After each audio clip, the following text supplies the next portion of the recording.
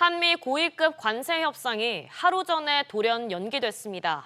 구윤철 경제부총리는 오늘 출국을 앞두고 미국 측으로부터 이메일 통보를 받았는데요.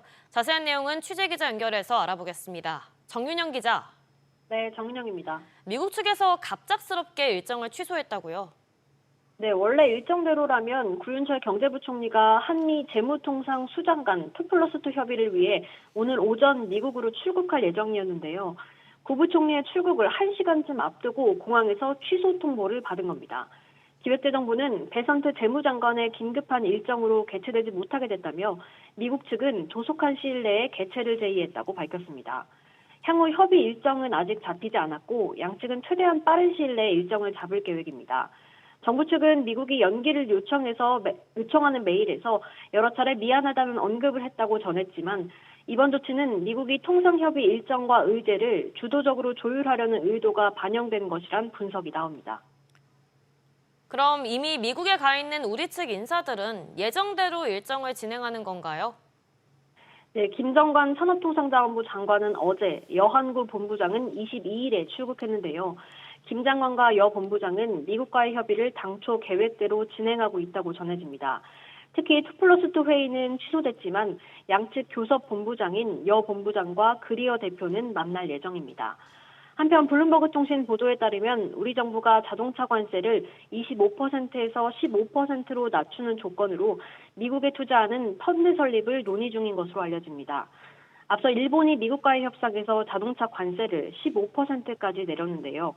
우리도 그 정도 수준으로 내리지 못하면 우리 자동차 업체들이 미국 시장에서 경쟁력을 잃을 수 있다는 우려가 나옵니다. SBS 비즈 정인영입니다. SK하이닉스가 고대 역폭 메모리 HBM에 날개를 달고 2분기 사상 최대의 실적을 기록했습니다. 영업이익 규모가 창사 이래 처음으로 9조 원대를 돌파하면서 삼성전자의 2배에 달했는데요. 향후 HBM 투자에도 계속 박차를 가할 방침입니다. 류정현 기자. 네, 유정현입니다. SK하이닉스의 실적부터 자세히 전해주시죠.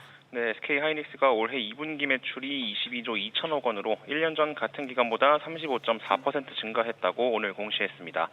영업이익도 약 9조 2천억 원으로 1년 전보다 70% 가까이 늘어났는데요. 모두 분기 기준 역대 최대치고 특히 영업이익은 삼성전자 4조 6천억 원의 2배에 달했습니다.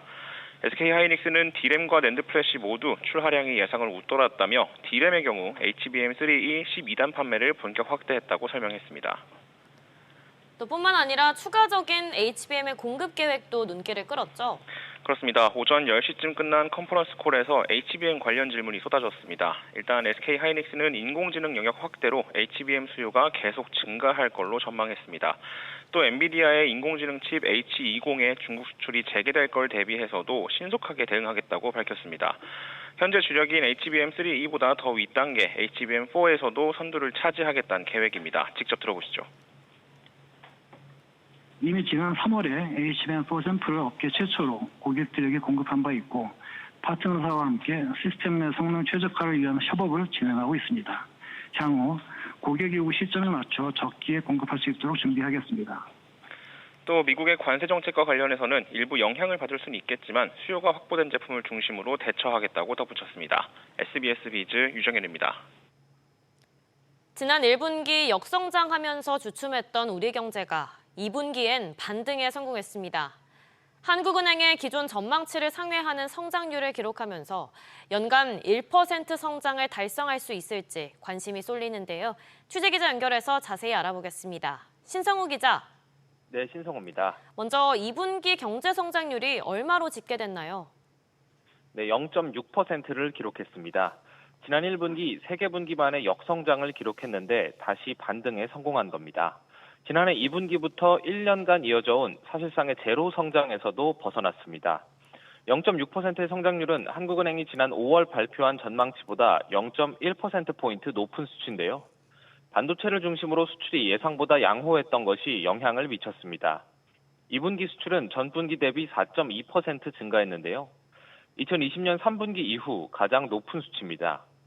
민간 소비도 정치적 불확실성 해소에 따른 소비 심리 회복으로 전분기 대비 0.5% 성장했는데요.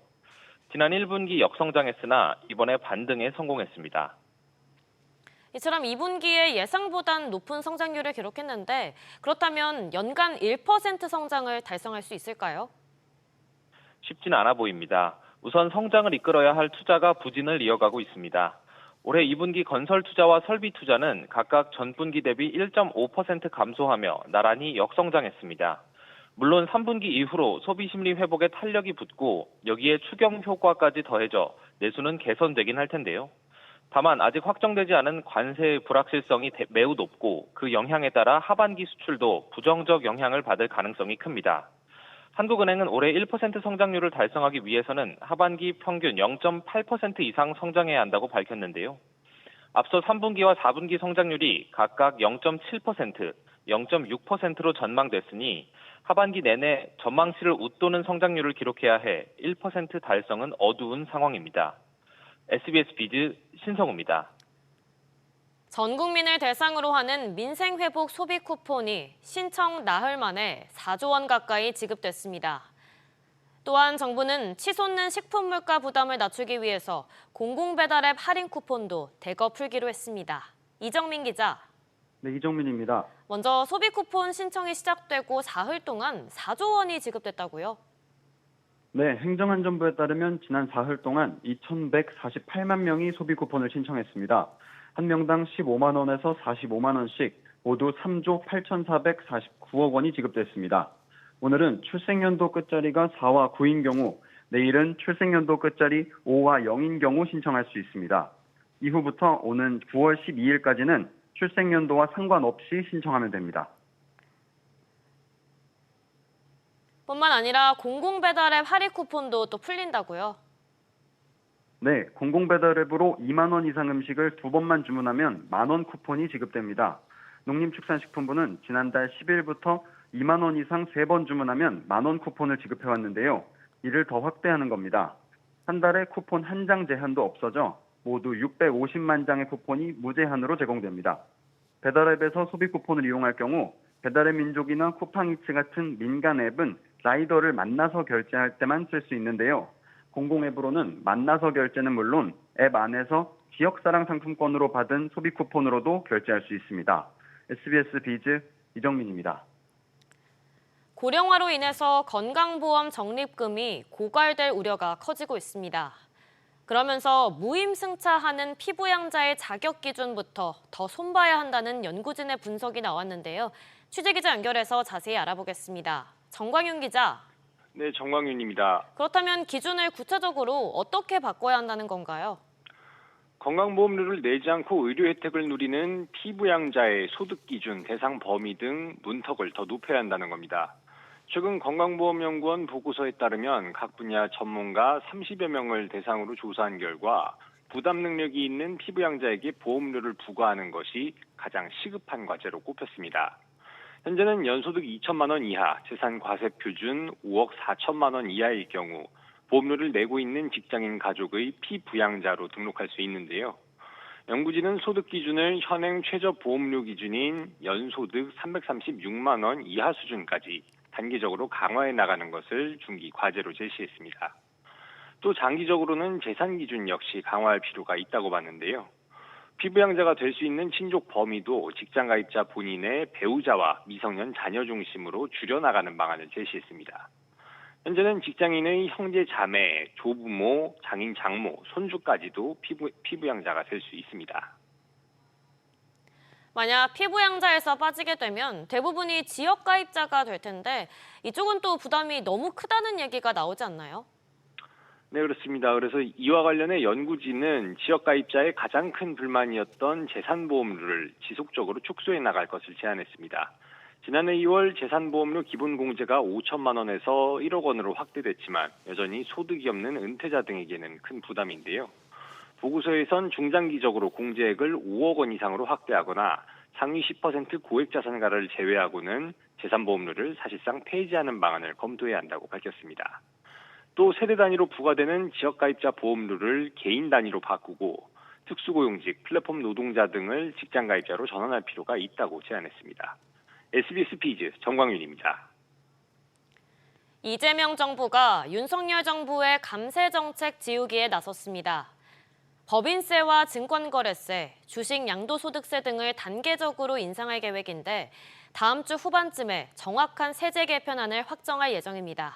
취재기자 연결합니다. 정보윤 기자. 네, 정보윤입니다. 지난 정부 당시의 대표적인 감세 항목들을 원상 복구하는 거네요. 네, 고윤철 경제부총리는 최근 세제 개편안 초안을 보고받고 여당과 이를 다듬은 뒤 다음 주 초 이재명 대통령에게 보고할 계획인데요. 올해 개편안에는 법인세와 증권거래세, 주식 양도소득세 등 세목별로 두세 가지 인상 방안이 담긴 것으로 알려졌습니다.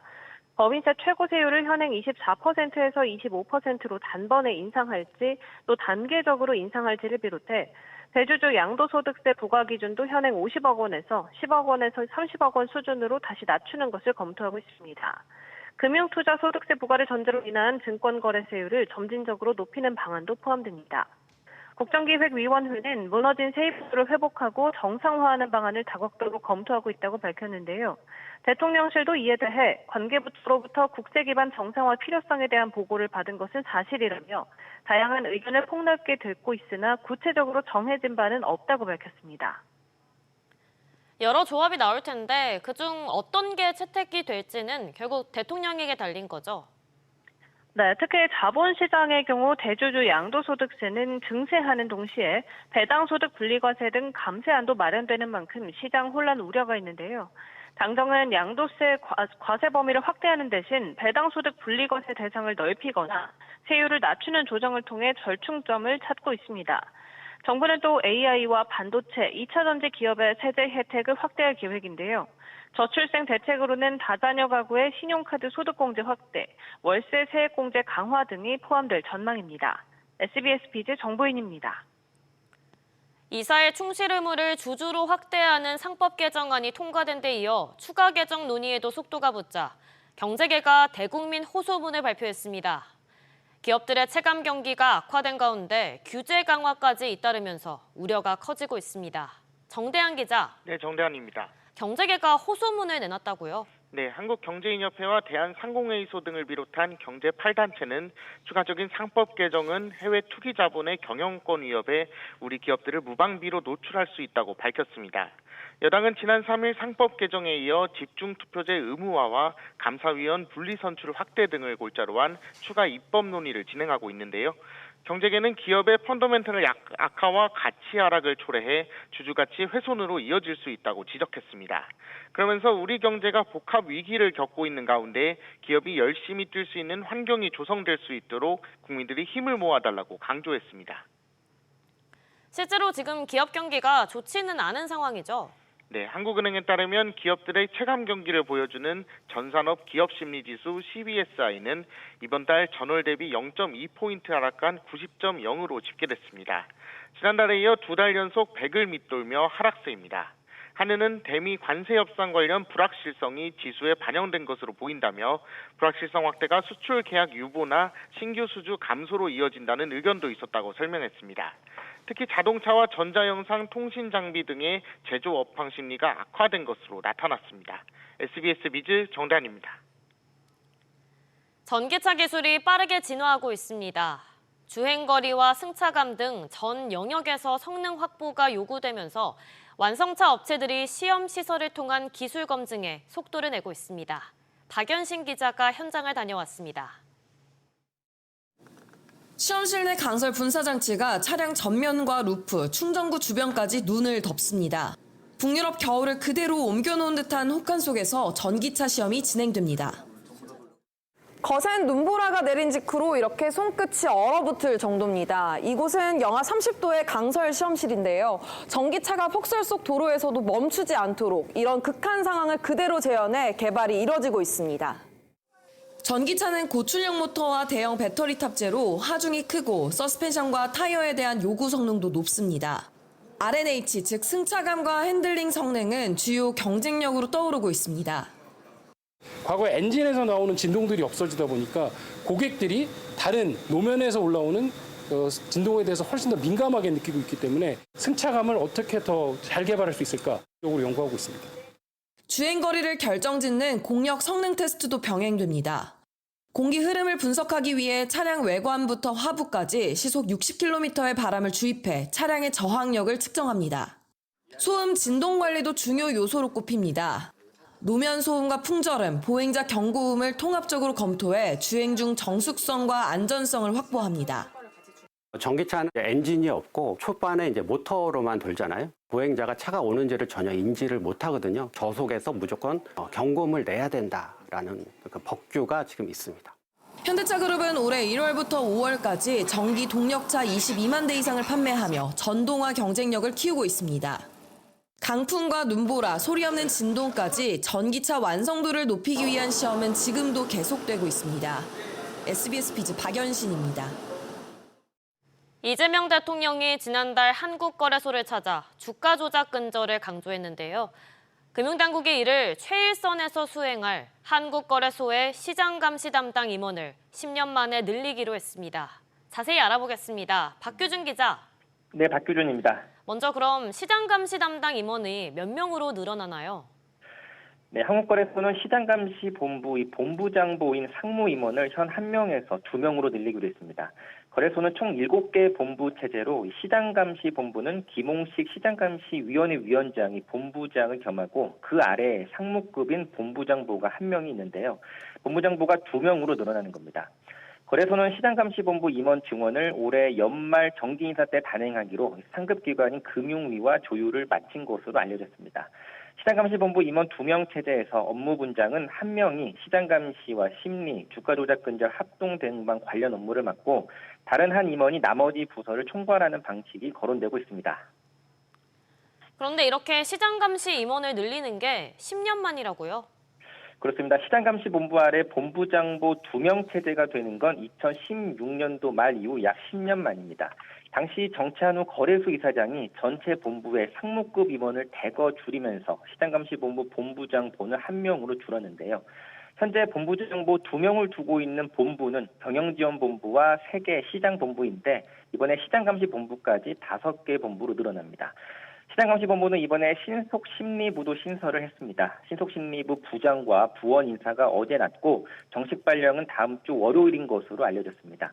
이들 신속심리부 인력들은 오는 30일에 출범하는 주가조작 근절 합동대응반 내에 신속심리반으로 파견됩니다. SBS 비즈 박규준입니다. 작년과 올해 금융사고 공시만 8번에 달했던 NH농협은행이 가짜 서류 원천 봉쇄에 나섰습니다. 최근 1년 7개월간 있었던 금융사고 8번 중 절반이 위조 및 변조 서류를 통한 외부인 사기였기 때문입니다. 오수영 기자. 네, 오수영입니다. 농협은행이 금융사고범들에게 칼을 빼들었네요.